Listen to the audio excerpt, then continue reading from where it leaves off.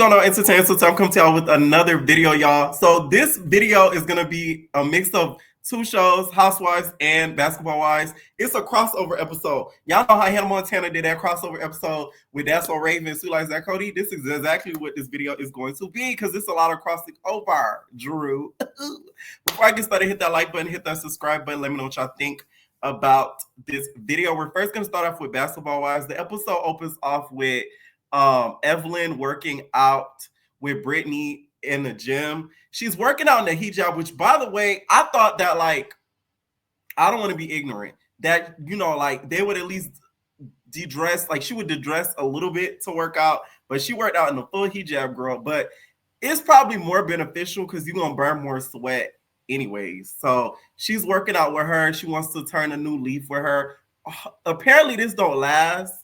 Because we see in the trailer, Evelyn's telling her how she needs to shut up because of all that D sheet. And then Brittany knows the exact amount of I mean, that's impressive. She kept count. I'm telling you, some people, they won't be able to tell you how much D they, or like, they're not going to tell you. You know who can? Jason. Now, freaking Brandy meets up with Evelyn and Ty. Ty, if y'all don't know, is from, of course, Love and Hip Hop.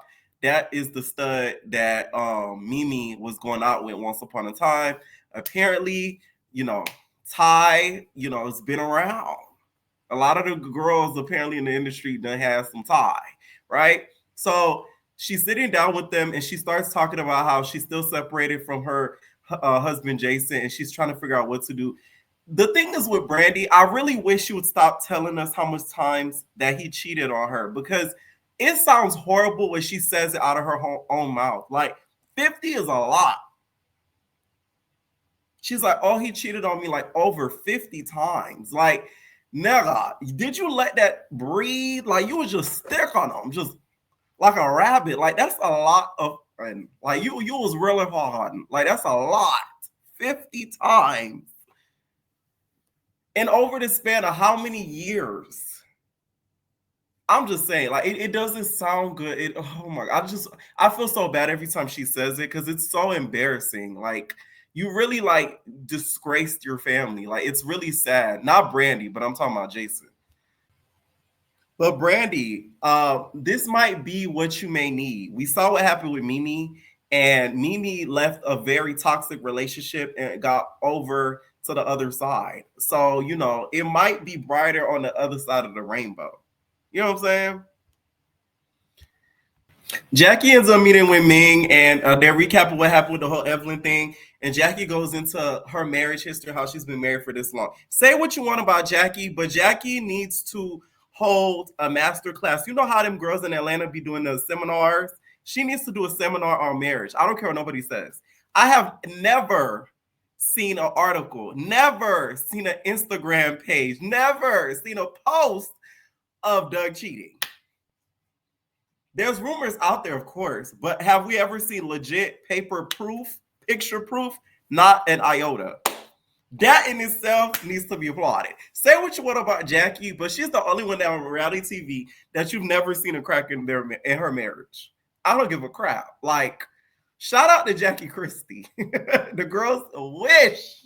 Okay? Giselle wish. Okay? Naomi wish. So as they're talking and catching up, they FaceTime Jennifer, and she and Christian are mad about how Evelyn's trying to paint them out to be a villain and really is giving them, you know, bad press in regards to their marriage. And she doesn't really appreciate it. She feels like Evelyn is trying to make him out to be a villain, and she needs to sort of, like, I guess, mind her own business. Here's the thing with this whole situation. I get Evelyn feeling away and trying to protect her friend. But besides that, Evelyn, what do you have going on as a personal story? I'll wait. Nothing. So that's why, to me, it's inauthentic, because let's say if you had your own storyline and things going on, then I'd be like, okay, like, maybe she cares that much. You have nothing else going on for the show. So it looks like you're fishing just to, like, keep the drama going because, you know, your storyline, you don't really have one. So we see Brandy meet up with like her web designer to develop like her website for her book and everything. I thought that was her nigga. Like when he popped up, I said, "Oh my god, not Brandy moving on. Hell has frozen over." Nah, it was just somebody she working with. Ugh, I kind of sighed when she started explaining who he was, because how she got so excited when he walked in the room. I'm like, "Oh my god, this is amazing. Jason is gonna crow." Nah. Now they did talk about what they're going through or whatever. She said it's been hard for the last like few months. I just feel like when it comes to those two, after the whole Ayana thing, I feel like that's where they should have separated. That to me was public embarrassment on the 10th level. That right then and there should have ended it all, because it's like you literally said how much times you've done things behind her back on a national level to the world. Like, did you give her heads up? Did she know about this before? Like, that's just embarrassing. Now, this is the scene that was gaggy as hell. Ming ends up meeting with Ty. They had a relationship. They were going out. And then she started to violate Ming's boundaries. Apparently, Ty started hanging out and talking to Drew Sidora. Drew, oh my God. Ralph is going to use this clip for the divorce proceedings. Oh my God. I feel really bad for Drew. This is going to hurt your case, Drew, because then Ralph going to say that you stepped out the marriage before y'all even separated. It's not going to be good for you, all right? Apparently, Ming pulled up the phone records and she would talk to Drew for 50 hours out of the billing cycle. That's a full-time job. When you got time for that shit? I don't know about you, but I got time to be talking to nobody. Y'all, I'm weird. I don't like talking on the phone. I do not like talking on the phone because you taking up my time. If we're not talking about like business, money, something of substance, I'll talk on the phone here and there when like I'm doing something or I'm in the middle of doing something that I can't get away from. Boom. Okay, cool. But if I'm like doing something important or like, no, I don't want to be on the phone. Text me. I don't like talking on the phone. That's a big thing about anybody that knows me in real life. They know that I like talking on the phone. So if you're talking on the phone with somebody for over 50 hours, y'all talking about more than just friendship. I'm sorry. That's a little weird. So Drew and her clearly had something going on. She couldn't even answer what they were talking about when Ming kind of gave her the floor. She just sort of sit there. And I will say, Ty, you and that bun are eating, bitch. What you guys don't know, you guys, Ming was testing for Housewives of Atlanta. So she was back and forth between LA and Atlanta. I know somebody that is friends with her, and they told me that she was back and forth around that time. So she was really testing for both. I don't know why they ended up going with, I guess, somebody else instead of her. Apparently, from what I was told, it was between her and Britt. And Britt, after she did all that thing with Kenya, she ended up getting a position. But Ming was testing for Atlanta Housewives, but she ended up going with Basketball Wives. I kind of would want her on Atlanta Housewives because I feel like she fits it a little bit better because they're trying to introduce like younger girls, and she fits it a little bit better than to me like a Basketball Wives. You see what I'm saying? Like, I don't see her lasting long on Basketball Wives without this Ty storyline situation. I just don't see it. But I would be able to see her lasting more on Atlanta Housewives because she has more of a connection with the girls. She's actually friends with Kenya.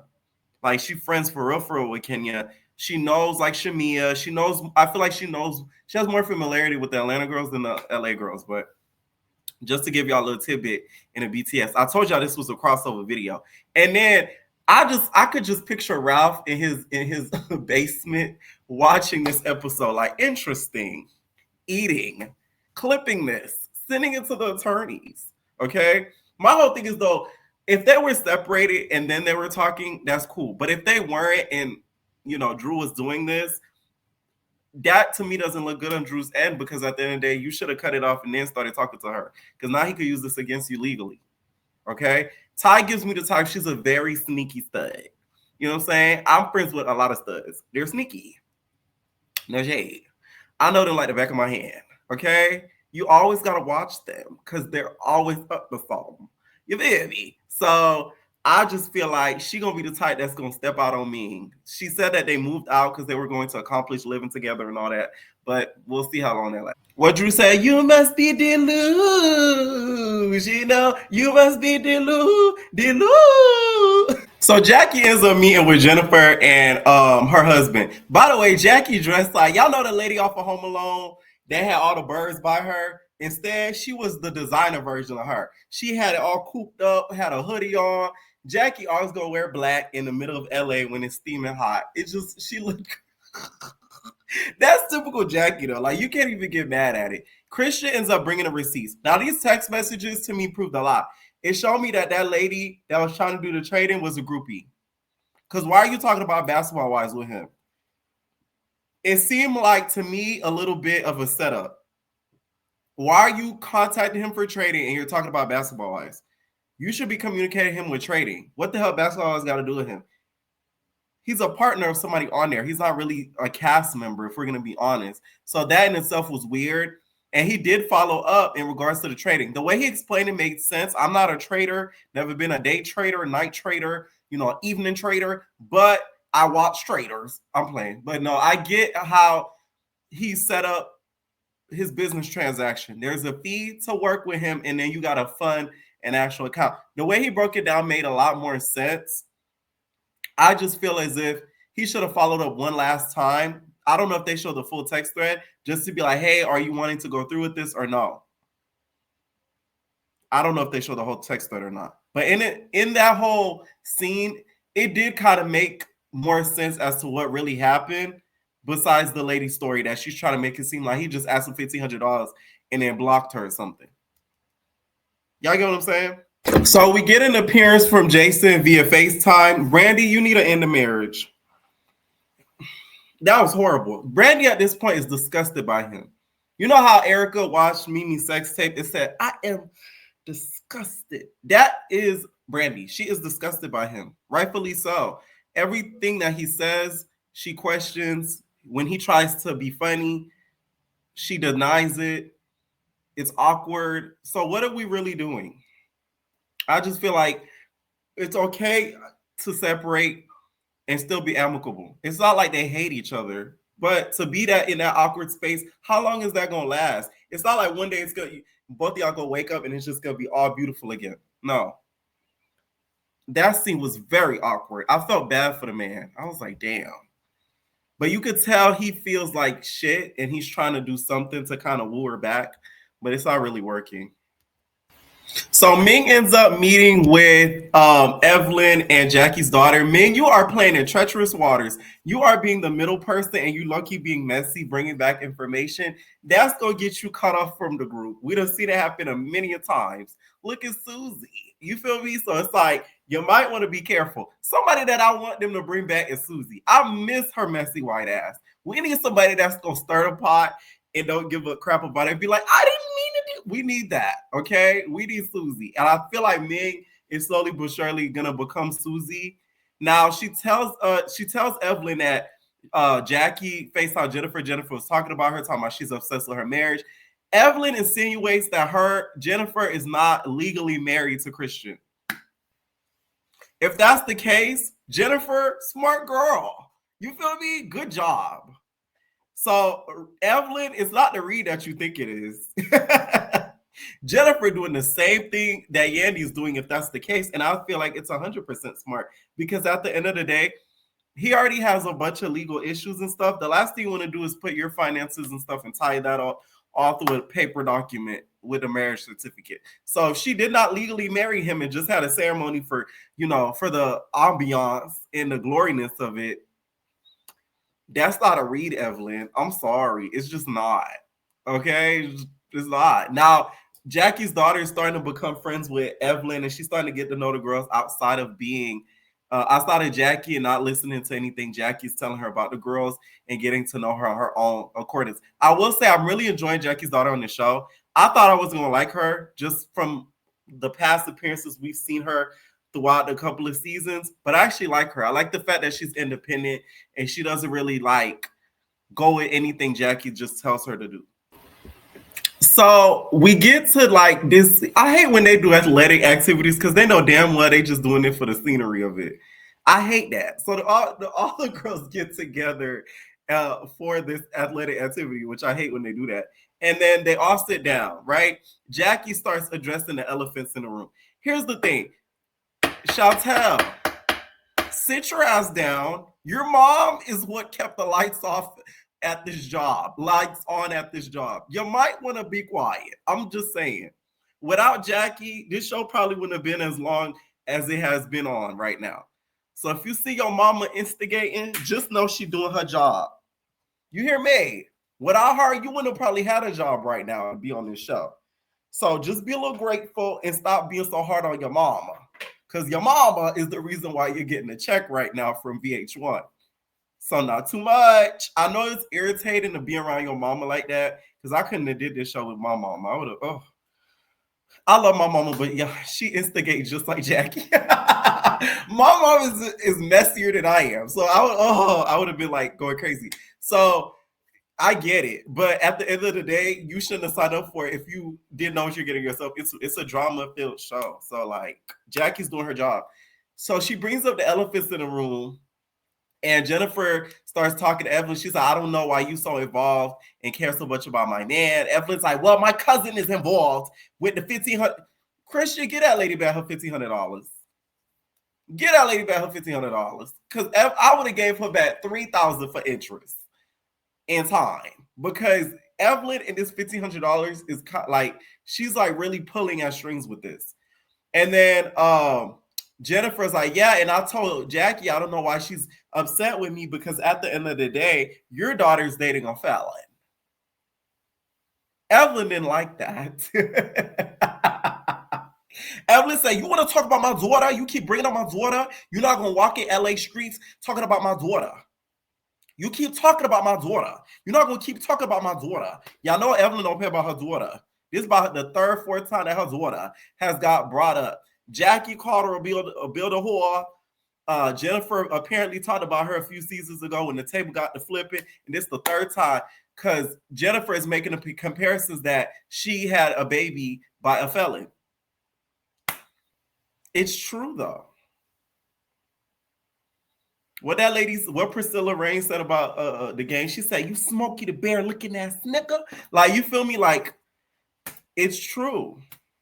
So you want to judge her being like with quote unquote criminal.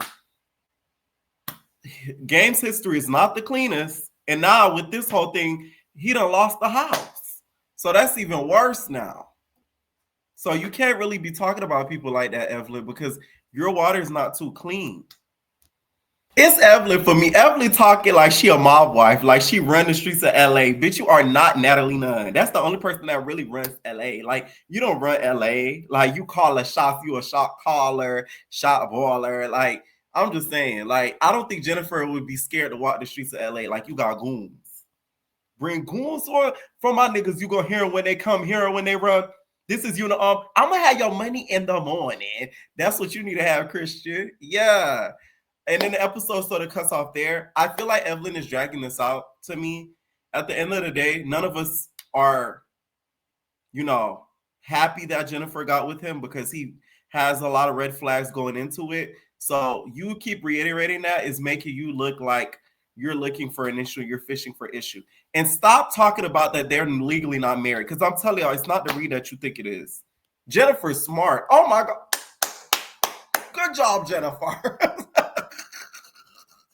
Good job. You didn't marry the nigga on paper. Good job. Okay? Y'all niggas is common law. Good. I knew Jennifer was in that, though. So Jennifer recently went live, y'all. That's the end of the episode. Jennifer went live with Christian and talked about how every season Jackie comes for a black woman. Now, here's the thing. I'm gonna have to defend Evelyn on this. First of all, ain't nothing on the show but black women. So there's that. I wouldn't say that. And also, I could really remember, Jennifer, when OG was on the show arguing about colorism. You're one of the main people that you had her back for a little bit, but then you kind of switched up on her and said she was being delusional, dramatic, and all that. So what happened to that? OG Ben called that out. So although I think Evelyn, in my opinion, has a disdain for darker girls, I wouldn't say that she just picks out and looks out to get into it with black women. I wouldn't say that's the case. it might be Evelyn really has something against Black women. And I'm just going to go ahead and put it out there because I feel like every season she is trying to go in on a Black woman. And that's just real. Hey, Amani, can you go downstairs real quick and grab something for me? It's in a bag. No. We keep it real. We keep it transparent over here. I live downstairs in the media room. When you walk in, you trying to bring a Black woman down. You trying to bring a Black man down.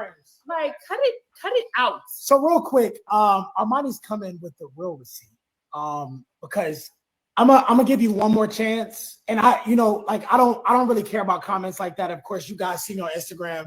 You go through my page, like I laugh at y'all's comments. Like the negativity, I laugh at. That niggas be talking about me, I don't care. Bitch ass niggas. Let me stop. But there's one person on this live, you bringing a lot of negativity. I'm gonna give you a chance, but if you continue, it might be Evelyn really has. Okay, now I will say Evelyn gives me the type. She likes Black dick, but not Black people. I mean, let's keep it a buck. There's a lot of girls like Evelyn. They love the BBC, and I ain't talking about the channel. They like to ride the BBC. They like to suck on the BBC. They don't appear on BBC, but they like it. And when it comes to Black people in general and the injustices of it, it's like they look the other way. That's why I really do not like content creators who bite off of the culture. That is something that like it irritates my soul when I be seeing white content creators and stuff like that, and they be covering our culture and stuff like that. But when something happened and we need some justice and stuff done, Aiden Ross, you look to the left or you on the other side. Evelyn's one of those girls, in my opinion.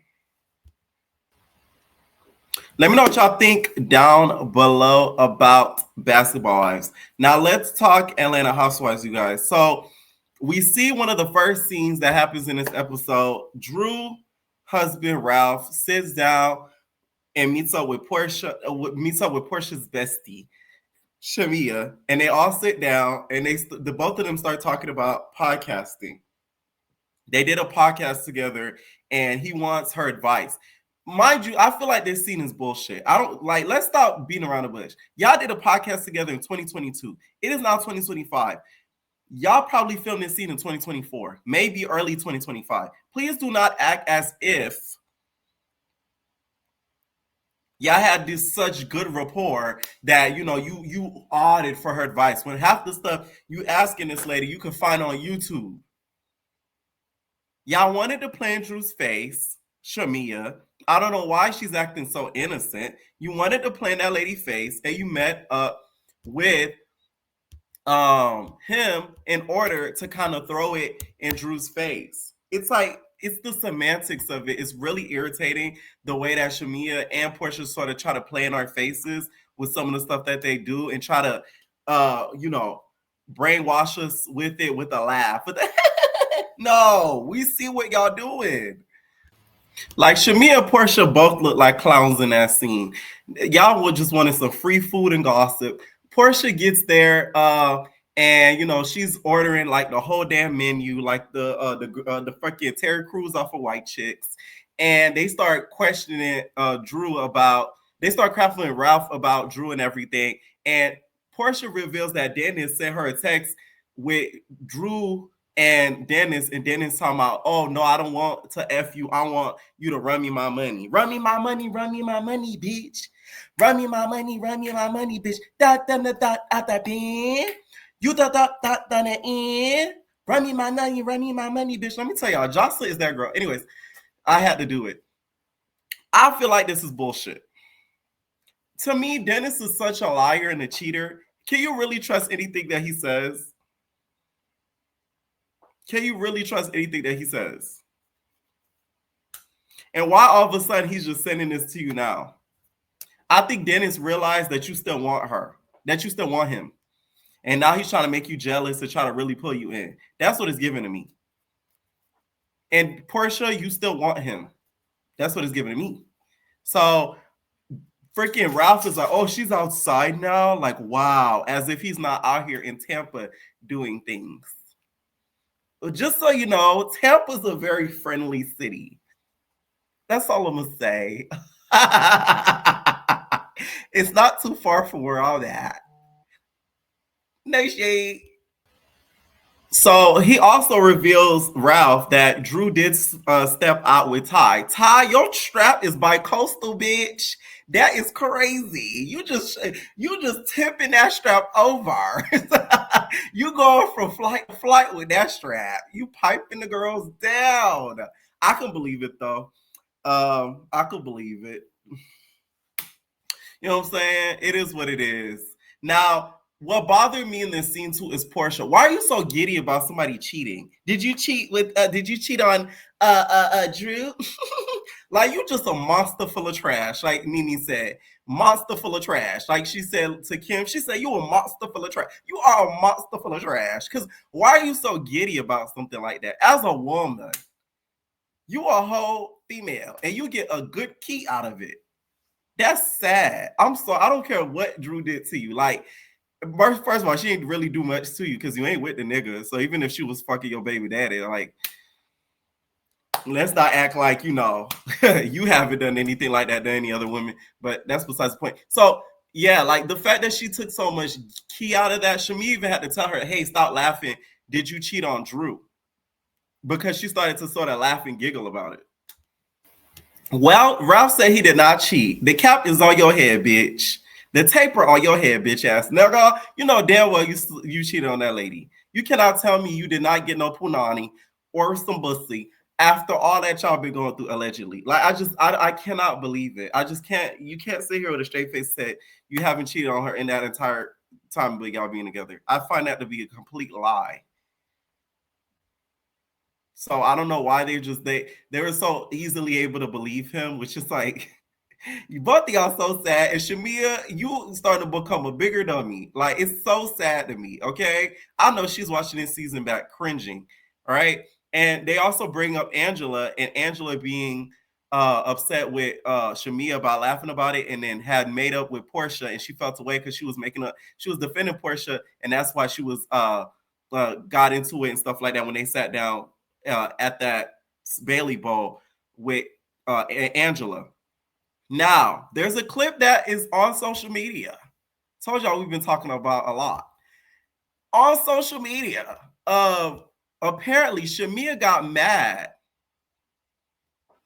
Shamia got mad at Marlo telling her, I'm gonna fuck your husband, and cussed her out.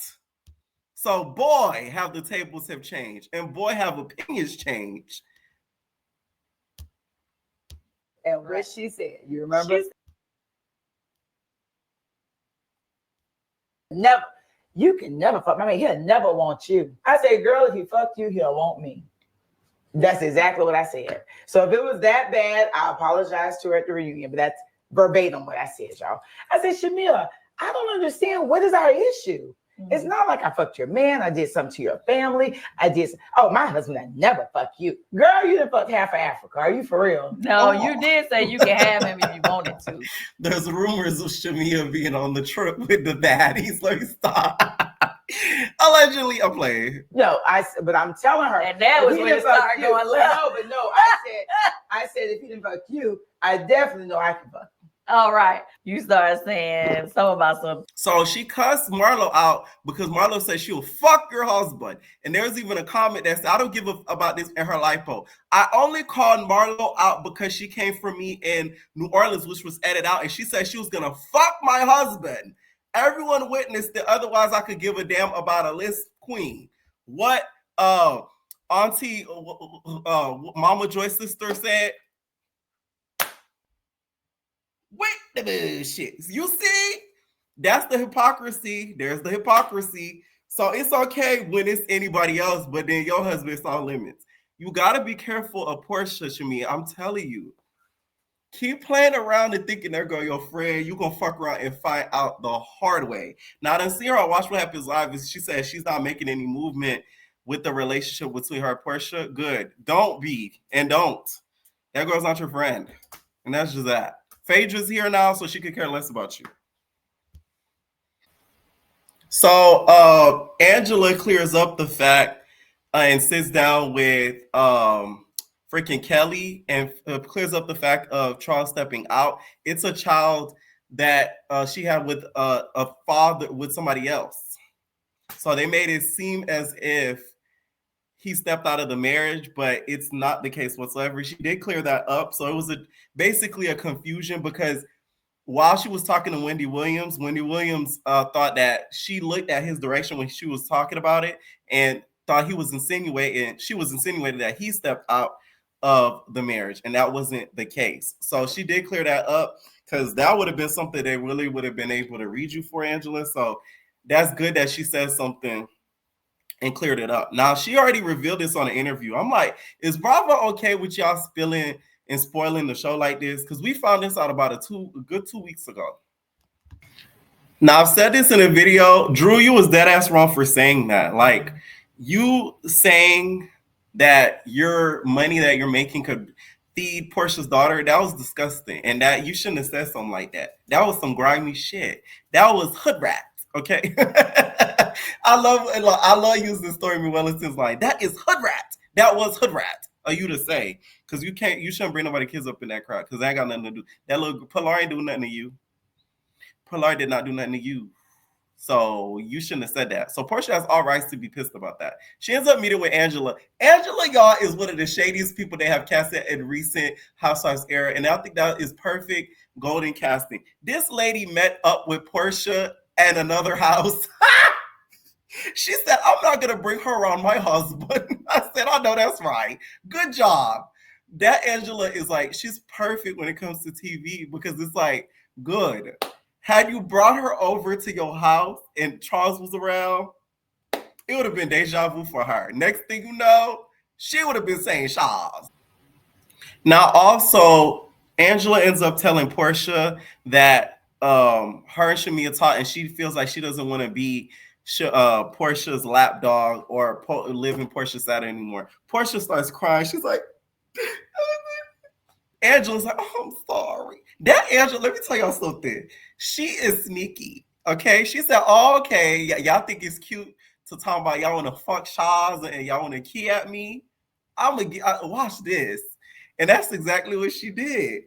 This is how you play the reality game. It's chess, not checkers. So with her doing that, it literally put a wedge between Shamia and Porsha. And so this is her lick back for y'all keying about fucking her husband. And I love it, okay? This is how you play the reality game. You got her. Shout out to you, Angela, all right? I don't know why Porsha got that emotional about it. To me, it's not like she said, like, you know, you're like, she called you a slut behind your back. At the end of the day, now with her being a full-time housewife, of course she would want to be and live in her own shadow. She wouldn't want to be known as somebody's bestie or tag along. That's embarrassing. It's not something that somebody wants to be known as on a consistent basis. It's really embarrassing, because it's like, you're not known for being yourself. You're known for being somebody's plus one. So it's normal for her to feel like that. Now, do I feel like she should have vented that to somebody like Angela? No, because you don't know that lady like that. So Porsha has like a Pamper by Porsha sort of like photo shoot, sort of like promo shot. I'm sorry. They were all wearing loofahs. Okay, everybody came in wearing loofahs in there, and it was for Porsha's line. It was some sort of promo. Drew's hilarious. Drew said her Go Naked contract was terminated, so she doesn't know why she's still doing promo. They all look beautiful, by the way. They all look really, really good. So after this happens, they do like this meditation sort of situation there. And we see Kelly talking to Shamia about what Drew called her, basically calling her a lapdog. And then the group all gathers, and we find out, Shamia finds out that, you know, Angela talked about their friendship with Porsha. Porsha got emotional, stuff like that. Shamia was upset at the fact that she allowed an outsider to basically talk about their friendship with each other. I agree with what Shamia said, because it's like, why would you allow her to just get in between y'all? But then again, Shamia, you're the one who told her how you feel about not wanting to be in her shadow no more. So both y'all are to blame. And I don't even like Porsha, but I'm just saying, like, I'm being fair. Y'all know I try to be as unbiased as possible. It is what it is. You vented to Angela, And then Angela also took it back to Porsha. And as she says, gave you a little push. Angela's a messy bitch. So I gave you a little push. You knew what you was doing, Angela. Okay?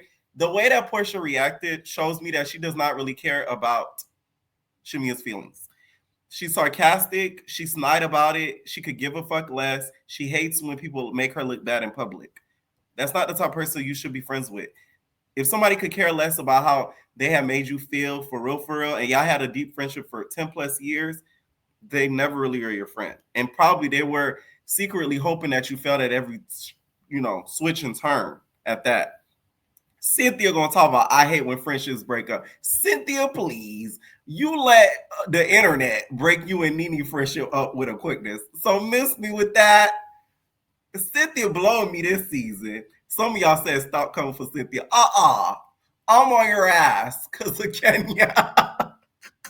Anyways, y'all, let me know what y'all think down below about this crossover episode, okay? Do y'all think Drew was sleeping with Ty? Let me know what y'all think, and we're out, babies. No personal thing.